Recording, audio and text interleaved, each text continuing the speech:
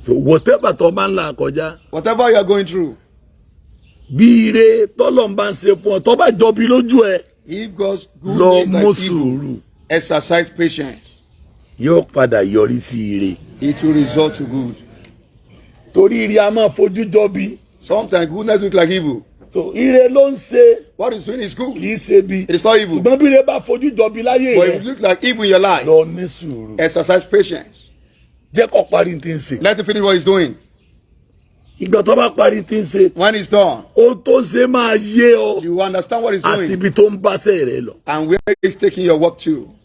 Ní ti ogun jíjà. When it comes to battle, ó fi ń tún agbára rẹ ṣe ni. he's using it to renew your strength. Ogun náà ní agbára tiẹ̀. Battle also have its power. Ó ní authority méje ní bẹ lọ́wọ́ ẹ̀. And battle possess seven Ó dẹ̀ ń authorities. lò ó. And he's using it. Authority àkọ́kọ́ ni pé The first authority kì í is gba approval he doesn't seek approval kó tó jáàyàn. before he Ó ní attacks. approval tara tiẹ̀. Because he has personal approval. Kò ní lọ gba Don't approval. go and seek for approval. Pé mo fẹ́ jà òfin I wa. want to wage you against you. Should I come No. to you? Rather, Kò ní díẹ̀. he doesn't need approval. Ẹlẹ́ẹ̀kejì. The second Kò thing, mọ environment. he doesn't know environment. Èmi tí mò ń gbàjà. I that live in Ajah, Ọba àgbìlẹ́kì. even if it's Lekki, Kò mọ environment. he doesn't know environment. Ẹlẹ́ẹ̀kẹta. The third, Ogun ọmọ qualification. battle doesn't know qualifications.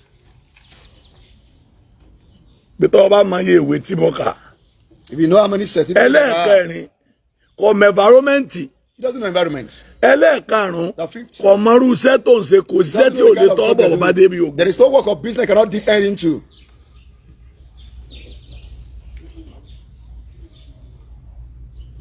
Ẹlẹ́ẹ̀kẹfà bí ogun bá dé. The sixth thing about battle, Tó bá fẹ́ mi onígbàgbọ́. if you want to shake a Kò Christian, lè káyé àwẹ̀ tó ti gbà. it won't carry the total Ọ̀rá fasting you've palawọlé observed.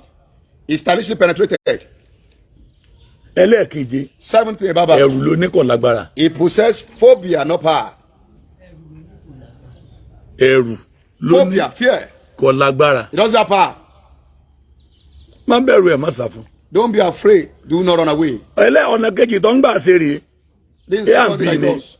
Ogun ló mú ọmọrú àwọn èèyàn tó súnmọ́. It's battle that will make you to know the kind of people that are close to you. Bẹ́ẹ̀ bá ń jẹ tọ́kì tẹ́ ń jẹ If you are tọ́kì. eating turkey and Tó chicken, ọba tí ì la nǹkan kọjá. if you are not in a privileged situation, o and tí listen to them, lè dárú wọn mà you bẹ́ẹ̀ know fi the jẹ́ kind of láàrin person that they èèyàn. are. O rò pé wọ́n fẹ́ràn rẹ dínú You'll be ni. thinking they love you Ẹjọ́ ogun wholeheartedly. bá dé ọmọrú àwọn èèyàn tó súnmọ́ pé àwọn èèyàn rèé. When you are in a state of battle, you know who they Níjọ́ are. ní tó le koko. The other day went into a Ẹ̀mọ́gbọ́n complex. tẹ ẹ̀dá tẹ fi sá lọ fún You mi. know what you did before you ran away.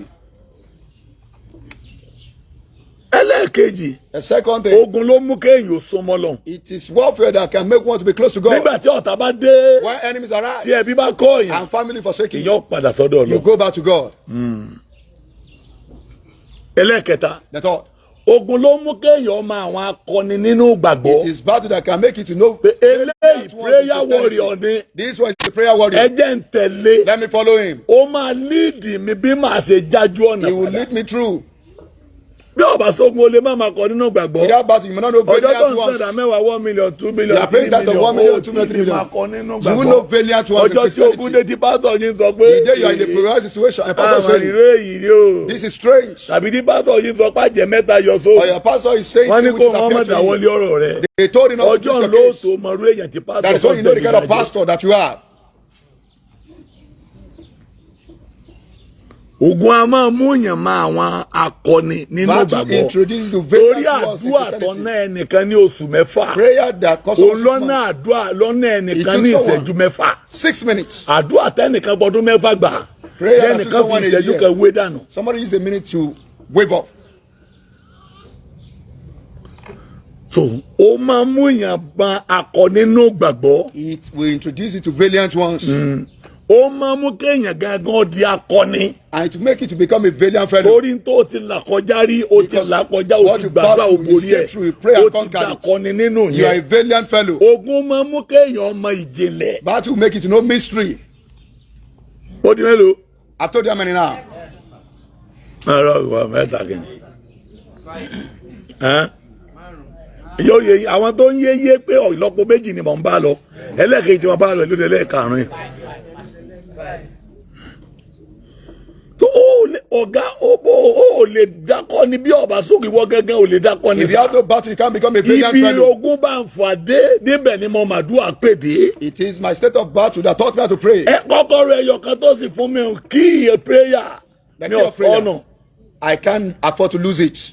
Àti ọ̀sán àtòru. Day and night. Mi ò sọnù. I can't afford to lose it. Kò wá sí iye tó lè bùn mi. There's no mi ò amount lè of money can give sọnù. me. I can't lose it. Kò sí iye owó tó lè gbé fún mi. There's no amount of mi ò money lè can give to me. sọnù. I can't lose it. Kò sí iye ọlá tí mo lè ní. There is no. mi ò lè It is sọnù. not the start of my Kò riches. sí I iye can't ọ̀rọ̀ lose tí it. mo lè ní. On my mi ò lè words, sọnù. I can't Kò lose sí it. tọ́lọ́ ń lè sọ mí dà. There is no mi ò lè become. sọnù. I can't lose That it. is the only way I can communicate with my Ọ̀nà creator. kan ṣoṣo tí mo fi lè bá ẹlẹ́dàá mi sọ̀rọ̀ nìyẹn. And I cannot exist without communicating with my creator. Mi ò sì lè wà láàyè láì bá ẹlẹ́dàá mi sọ̀rọ̀. There's nothing like moving forward. Kò sí If I ìtẹ̀síwájú don't have friends to communicate with my creator, tí mi ò bá bá ẹlẹ́dàá mi sọ̀rọ̀. how can I express my feelings? Báwo ni màá ṣe ṣàlàyé ohun kan tí mò ń là kọjá fún? Ó sì ní ẹ̀wọ́ ẹja àjọ ṣàṣọyé And he said, come, let us reason together.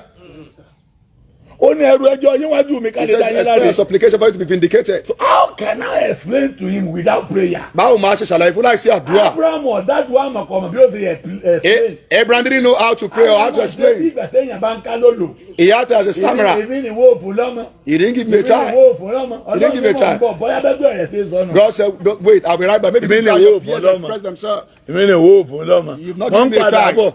I'll Ma say wo something. bó ṣe ń ká lólo náà ni ọmọ ká o. Ń bọ̀ máa ká. Mà sọ́rí ààrẹ dá ká lólo international. Máa ká òrò kò sí ká lólo. O ti bímọ náà. You've given birth already.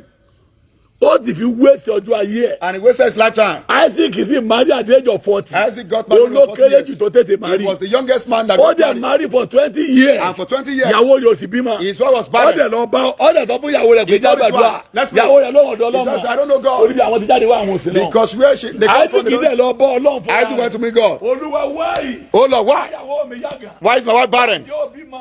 Why does she have no Olúwa child? kí ni tó ṣẹlẹ̀ gan-an? What is happening? Ìyàwó mi ṣe tí ó fi kọ́ níbẹ̀ fọmọ bíbí.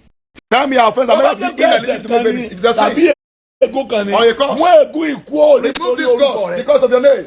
Ọlọ́run sì gbọ́. God hardened Ọ̀rọ̀ màdúrà gbà. because he was a prayer warrior. Ọlọ́run sì sí ìyàwó rẹ̀ nù. God opened the womb of his wife. Ọbẹ̀ Olúwa fún. Olúwa ọgbà ẹ̀pẹ́ olóòdùkan lọ́mọ bí wọ́n ṣe é gbà. He was the only one that knew how to pray.